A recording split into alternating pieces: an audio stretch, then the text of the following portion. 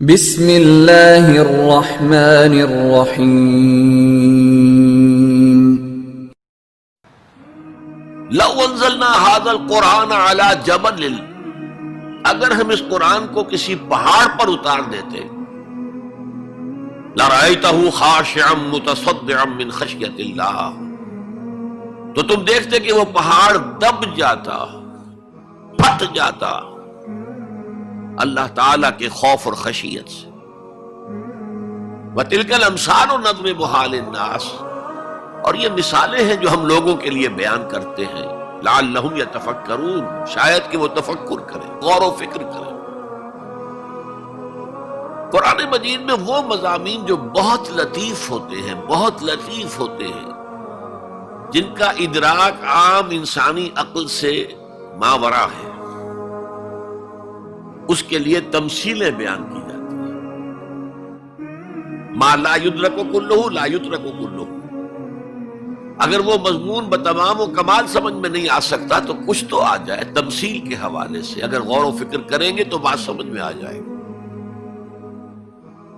اب اس تمثیل کے حوالے سے سب سے اہم مقام جو ہے قرآن مجید کے اس اصول کے تحت کہ القرآن یفسر بعضہ بعضا، قرآن کا ایک حصہ دوسرے حصے کی تفسیر کرتا ہے۔ سورہ اعراف میں یہ واقعہ مذکور ہے کہ جب حضرت موسیٰ علیہ السلام کوہ طور پر گئے تورات لینے کے لیے، تو وہاں انہوں نے اللہ سے ایک خواہش کا، ایک درخواست کا اظہار کیا۔ وہ خاتمہ اور مکالمہ تو اس سے پہلے بھی ہو چکا تھا، اب یہ شوق، رب ارنی انظر الیک، پروردگار اب دیدار بھی عطا فرما دے۔ پردے کے پیچھے سے بات تو ہوتی رہی ہے اور ہو رہی ہے، لیکن دیدار بھی عطا کر دے۔ اللہ نے فرمایا لن ترانی، تم مجھے ہرگز نہیں دیکھ سکتے، ولکن انظر الی الجبل،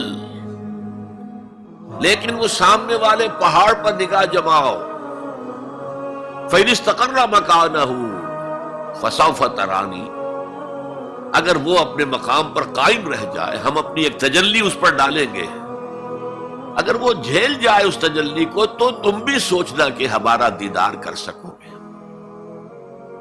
فَلَمَّا تَجَلَّى رَبُّهُ لِلْجَبَلِ، جب اللہ نے اپنی تجلی ڈالی اس پہاڑ پر، جَعَلَهُ دَكًّا، تو وہ پھٹ گیا، ریزہ ریزہ ہو گیا۔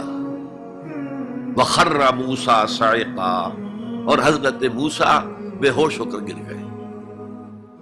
حالانکہ تجلی براہ راست حضرت موسیٰ پر نہیں تھی، تجلی پہاڑ پر تھی، اور حضرت موسیٰ بالواسطہ اس تجلی کا مشاہدہ کر رہے تھے، لیکن اس تجلی کا نتیجہ کیا نکلا؟ پہاڑ پھٹ گیا، ریزہ ریزہ ہو گیا، اور حضرت موسیٰ بے ہوش ہو کر گر گئے۔ اب یہ واقعہ ہے، وہاں تو تمثیل بیان ہوئی ہے، اور یہ واقعہ ہے۔ تو جو اثر اللہ تعالی کی ذات کی تجلی کا ہے، وہی اثر اللہ کی جو صفت ہے کلام، اس کی تجلی کا ہے۔ اس لیے کہ صفت کس کی ہے؟ اللہ کی ہے صفات ذات حق حق سے جدا یا عین ذات، متکلمین اس مسئلے کا حل ہی نہیں کر پائے۔ کلام اللہ کی صفت ہے، اس کی صفت کی بھی وہی تاثیر ہے۔ یہ آیت قرآن مجید کی عظمت کو واضح کرتی ہے، جیسے کہ وہ ہے فی نفسہ ہی۔ اب دیکھیے کوئی چیز بہت عظیم ہے، بہت عظیم ہے، بہت عظیم ہے، اگر مجھے اس سے کوئی فائدہ نہیں تو مجھے اس سے کوئی دلچسپی نہیں ہوگی۔ تو اب جو دوسرا مقام میں آپ کو سنا رہا ہوں، یہ سورہ یونس کی 2 آیات ہیں۔ یہ ترتیب میں نوٹ کرا چکا ہوں، 1 آیت، 2 آیتیں، 4 آیتیں، 6 آیتیں، 8 آیتیں۔ فرمایا یا ایھا الناس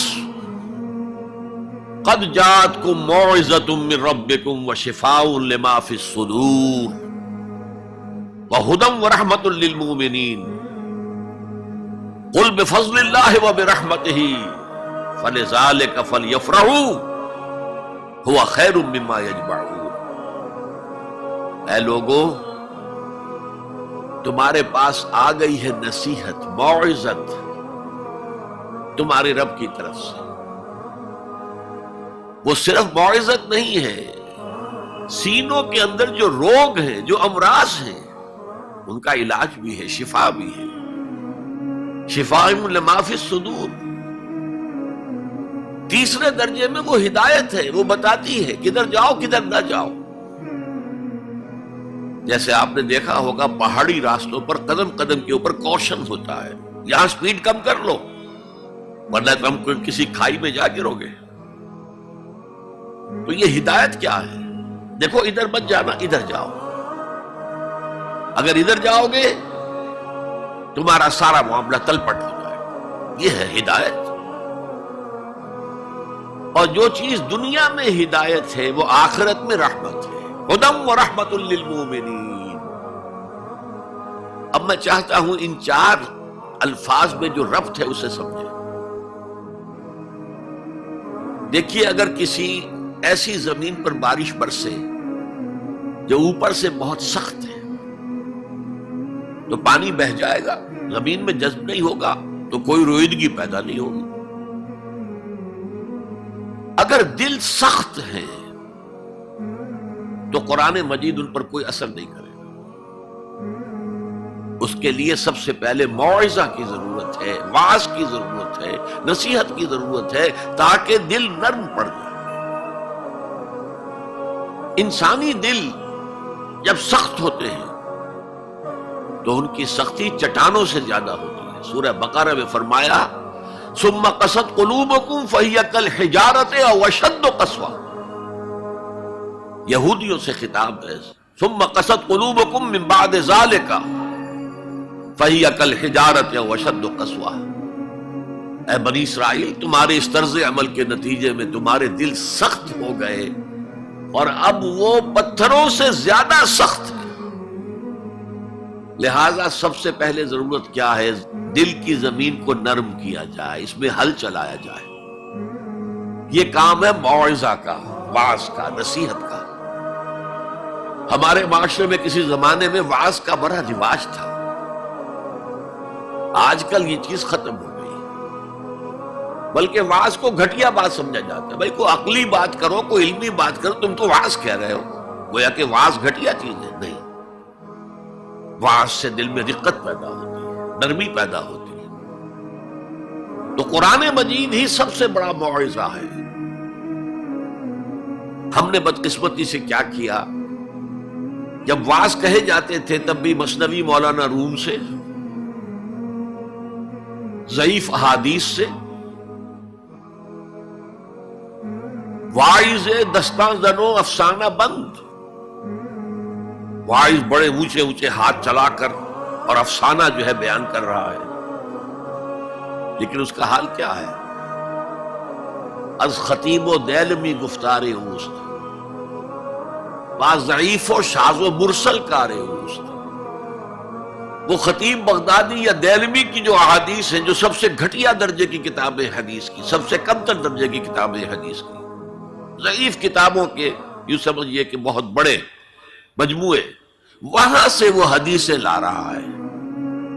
الضعیف و شاذ و مرسل کارے ہو، ضعیف حدیث، شاذ حدیث، مرسل حدیث سے وہ بیان کر رہا ہے. قرآن سے اس کا کوئی تعلق. قرآن مجید سب سے بڑا واعظ ہے. یا ایھا الناس قد جاءتکم موعظۃ. یہ دل کو جب نرم کرتا ہے تو پھر اس میں جذب ہوتا ہے. یہ سیکنڈ سٹیپ ہے اس کا. اور جب دل میں جذب ہوگا تو دل کے اندر کی بیماریوں کو دور کر دے گا. دل کے اندر کی بیماریاں کون سی ہیں؟ تھرومبوسس نہیں، انجائنا نہیں، وہ اور ہے. وہ دل کی بیماریاں جن کے لیے قرآن شفا ہے، وہ ہے تکبر، حسد، حب مال، حب دنیا، حب جاہ، حب شہرت. یہ ہیں وہ چیزیں کہ جو اصل ہے، جو دل کے امراض ہیں. ان سب کو جڑ سے نکال کر پھینک دے گا قرآن حکیم. یا ایھا الناس قد جاءتکم موعظۃ من ربکم وشفاء لما فی الصدور، وہ ہدن اور وہ ہدایت ہے، انفرادی زندگی کے لیے بھی ہدایت ہے، اجتماعی زندگی کے لیے بھی ہدایت ہے۔